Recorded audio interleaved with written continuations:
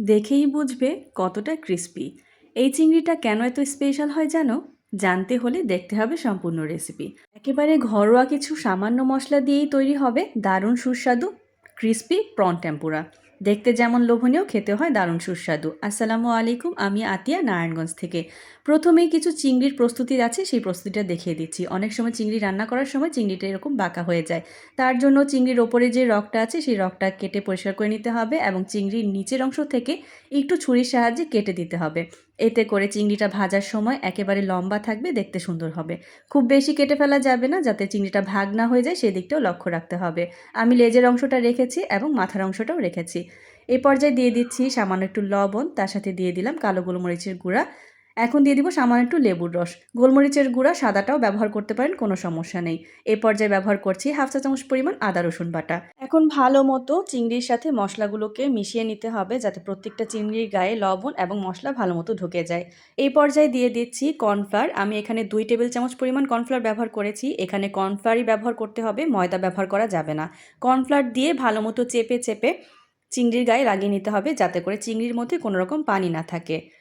চিংড়িটা রেডি হয়ে গেছে। এখন একটা লিকুইড ব্যাটার তৈরি করে নেব। তার জন্য নিয়ে নিচ্ছি এখানে হাফ কাপ পরিমাণ ময়দা। এখানে ব্যবহার করছি কর্নফ্লাওয়ার 3 টেবিল চামচ পরিমাণ, বেকিং পাউডার ব্যবহার করছি 1 টেবিল চামচ পরিমাণ, লবণ দিয়েছি পরিমাণ মতো। তার সাথে ব্যবহার করছি কালো গোলমরিচের গুঁড়া সামান্য, এখানে সাদা গোলমরিচের গুঁড়োও ব্যবহার করা যাবে। ভালো মতো নেড়ে চেড়ে মিশিয়ে এবার একটা পানি দিয়ে ঘন একটা ব্যাটার তৈরি করে নিতে হবে। খুব বেশি পাতলা করা যাবে না, ঘনটা একটু বেশি রাখতে হবে, যাতে করে চিংড়িগুলো ভালো মতো কোট হয় এবং খুব ভালো মতো ক্রিস্পি হয়। এখানে কিন্তু ময়দা এবং কর্নফ্লাওয়ার দুইটাই মিক্স করতে হবে। আর ভেজে নেওয়ার পালা। চুলায় একটা প্যান বসিয়ে তেলটাকে ভালো মতো গরম করে নিতে হবে। লক্ষ্য রাখতে হবে তেল যেন খুব ভালো মতো গরম থাকে, না হলে চিংড়ির ভিতরে তেল টেনে নেবে, তখন চিংড়িটা মুচমুচে হবে না এবং খেতেও ভালো লাগবে না। গরম তেলের মধ্যে ব্যাটারের মধ্যে চুবিয়ে একটা একটা করে চিংড়ি দিয়ে দিচ্ছি। দেখুন কতটা লম্বাটে আছে, চিংড়ি কিন্তু একটুও বাঁকা হয়ে যায়নি। এভাবেই রাখতে হবে, লম্বা লম্বাই করে একটার পর একটা ব্যাটারের মধ্যে গড়িয়ে দিয়ে দিতে হবে গরম তেলে। এবার চুলার আঁচটাকে হাই থেকে মিডিয়াম ফ্লেমে রেখে 5 মিনিটের মতো সময় নিয়ে ভেজে নিতে হবে উল্টে পাল্টে। এতে করে চিংড়িটাও সুন্দর মতো সেদ্ধ হবে এবং ওপরের অংশটাও ভালো মতো ক্রিস্প হবে। ভালো মতো নেড়ে চেড়ে চিংড়িটাকে আমি ভেজে নিচ্ছি। সুন্দর একটা কালার আসা পর্যন্ত অপেক্ষা করব। যখন সুন্দর একটা কালার চলে এসেছে, এবার তেল ঝরিয়ে তুলে নিচ্ছি।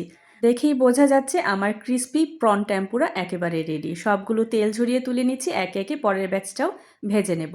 সুন্দরভাবে পরিবেশন করে দেখাচ্ছি দারুণ সুস্বাদু ক্রিস্পি ঘরোয়া উপায়ে প্রন টেম্পুরার রেসিপি। আমার আজকের রেসিপি যদি ভালো লেগে থাকে, সবার কাছে অনুরোধ থাকবে যারা ফেসবুক থেকে দেখছেন তারা আমার পেজটি লাইক, কমেন্ট এবং ফলো দিয়ে পাশে থাকবেন। ভিডিওটি ভালো লাগলে সেভ করে রাখতে পারেন। যারা ইউটিউব চ্যানেল থেকে দেখছেন চ্যানেলটি সাবস্ক্রাইব করে আমাকে অনুপ্রেরণা যোগাবেন। সবাই ভালো থাকবেন, সুস্থ থাকবেন। আল্লাহ হাফেজ।